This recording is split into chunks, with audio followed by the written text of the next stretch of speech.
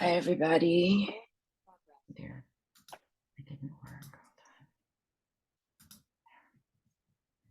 Hi, everybody. I just wanted to start out by saying thank you to everyone for welcoming me and for inviting me to speak and share some of my story.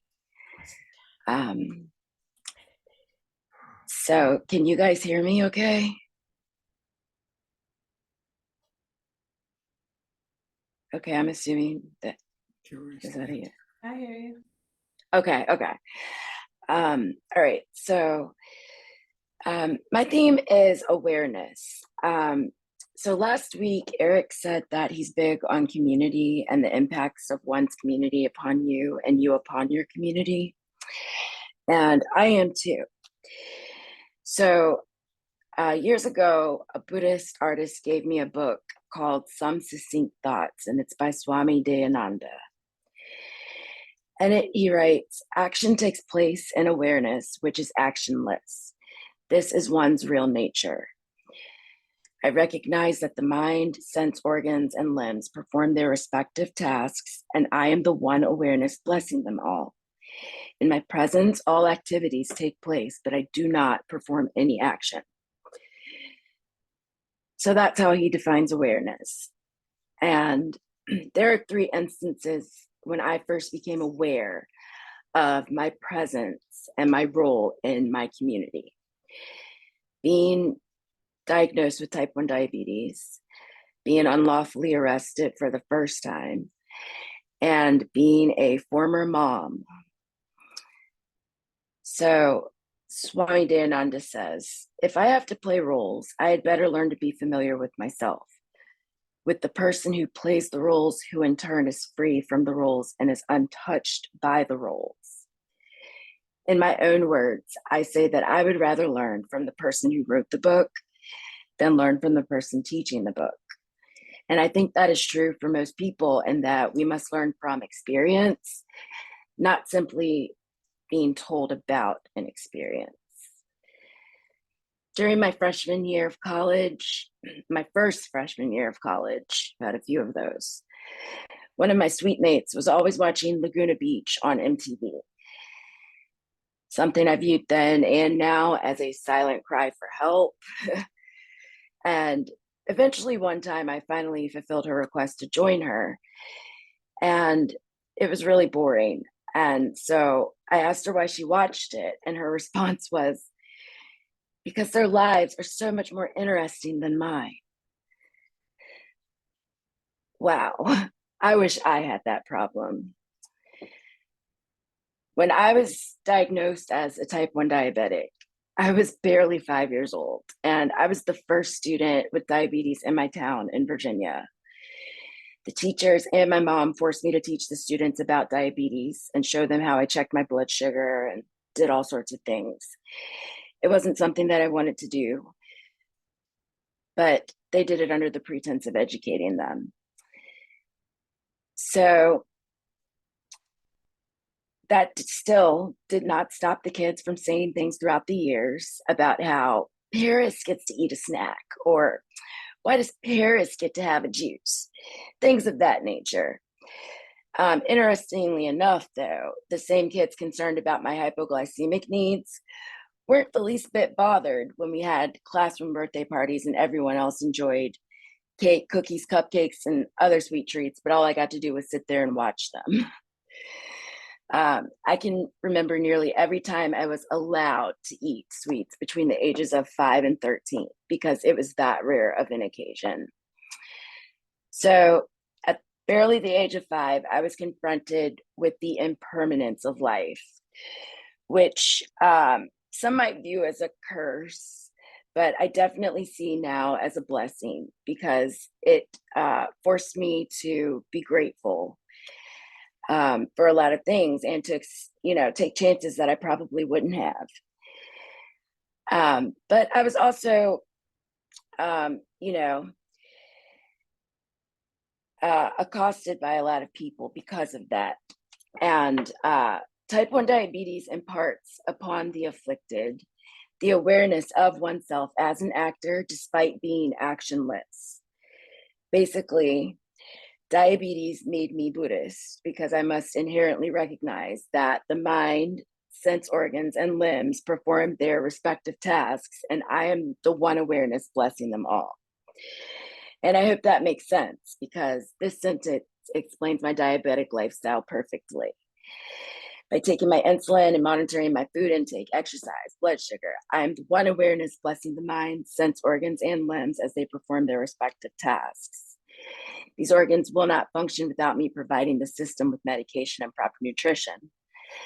However, I'm still aware of my actionless role because all activities will take place. My heart will still beat, I'll still have lungs and things of that nature, but I do not perform any action in spite of acting. Diabetes forced me to learn to be familiar with myself, literally. There are few other conditions in which someone must know everything about their bodies if they want to be comfortable in their environments. Again, role playing and diabetes go hand in hand. Many people do not realize how they may impact a diabetic, even if they are free and untouched by the roles that they play in a diabetic's life. For example, the people who made it a rule that you can't use the bathroom without a teacher's permission don't understand that when your blood sugar is high and you're consuming a lot of liquids, you have to pee constantly. Or sleeping over a friend's house and waking up in the middle of the night with low blood sugar and not knowing where I am or how to access juice. And their parents didn't think, and no one thought to, tell me that stuff beforehand. And don't get me started on the number of times I've had the police called on me for bringing my diabetic alert dog into places of public accommodation in violation of their no pets policy. And while those rules do not directly impact the people who made them, they very much affected me and still consume so much of my time, forcing me to have to work harder to accommodate myself. This need was only exacerbated by my incarcerations, arrests, and detainments in jails or in the psych wards throughout the years between 2007 and today. Now, I was totally guilty of the first crime I committed in 2007. I used to steal expensive items from Walmart and sell them on eBay when I was 19.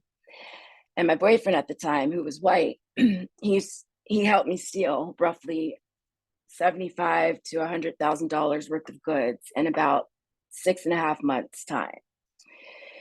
To paraphrase JFK, ask not what racism can do with you, but what you can do with racism. I would intentionally set the alarm off leaving the store, and the associate would always stop me. And several more workers would rush to assist. As such, my boyfriend had one job: keep walking when I triggered the alarm and meet me at our rendezvous point. We made a lot of money, and we were eventually caught and paid a lot of money to walk away with only an expungible arrest record. It turns out that Walmart had friends in the federal government, and long story short, when they realized the amount of damages we did, they came after us. But by then he was untouchable in the army, and I was too poor and struggling through life to be aware of my role as a targeted young adult in the community. That would be a grave mistake, because when I was just 8 weeks shy of graduating college with a degree in English, I was arrested and falsely accused of robbing a woman waiting at a bus stop. Now, I'm no economist or finance major, but rich people with money usually aren't waiting for the city bus at 8 p.m. on a chilly winter night. So when the police surrounded me and restrained me, they kept screaming at me, "What is your drug of choice? What is your drug of choice?" And I was looking at these fools in awe. My blood sugar was low. And mostly because I wasn't on drugs and I had no idea why they were screaming this at me. In fact, it wasn't until I was out of jail after accepting a plea bargain and on probation and at my university's administrative hearing being expelled that I even learned of these charges and the lies told against me. They had initially said that I had cocaine in my possession in addition to other serious crimes. And this incident completely reshaped the course of my life and has altered my worldview tremendously. I knew it was wrong to steal, yes, but my only regret was not giving some of the money to hardworking Walmart employees, especially some of the ones who would chase me out of the store and into the parking lot like their last name was Walton. They had profit sharing at risk. So I was facing several felony counts of robbery and other nonsense. My public defender wouldn't accept my collect calls, and he never spoke to me about my case. I ended up being his last public defendant case before he magically entered into private practice. He also allowed this awful female prosecutor to make illegal, malicious statements about me, one of which I will never forget. See, she stood before the court in $500 designer shoes, a designer suit, and with hair that looked as though she stuck a metal fork into an electrical socket before leaving the house. And she squealed to the judge, "Your Honor, she did it before and she'll do it again." Honestly, she was right, but that's another story for another time. I will never forget that scene. Why? Well, for a few reasons. One of which was that she cannot legally do that, and my public defender just sat there despite my numerous requests for him to object, but also because that was the same voice that would inevitably help my son's father take him from me in 2015 when he was just a breastfeeding infant. She is his attorney, but sidebar, you will be glad to know that after I surreptitiously ensured she heard my commentary on her immense wealth not quite matching her hair, as valedictorian of the Albert Einstein School of Cosmetology, the vicious attorney now finds time to visit a hair cuttery in between false prosecutions and baby stealing. So that is #progress. Which brings me to my third and final moment of awareness thus far. Losing custody and visitation of my only child to his father and becoming the former mom you see today. I truly do not know how to describe the pain of losing custody of your child and never really seeing them again. When discussing it now, I find detachment and dissociating useful. And while the Walmart setup was done in retaliation, I knew that in the end I deserved it. I did lie, steal, and cheat them, and there's no denying that. But there is still a possibility for me to have post-conviction relief. It'll cost, 20 grand, but it is reversible. Time with my son is not. And I did nothing to deserve losing the right to raise my baby. But because of the discrimination I face as a diabetic with a service dog and my criminal record and inability to get a job or a place to live, I started a nonprofit organization dedicated to helping people in situations like my own. I have impacted the local community here in Newcastle County, Delaware, by training and educating the police because they kept getting called on me. And they now carry ADA cards on them and teach the Americans with Disabilities Act to their new recruits and graduates.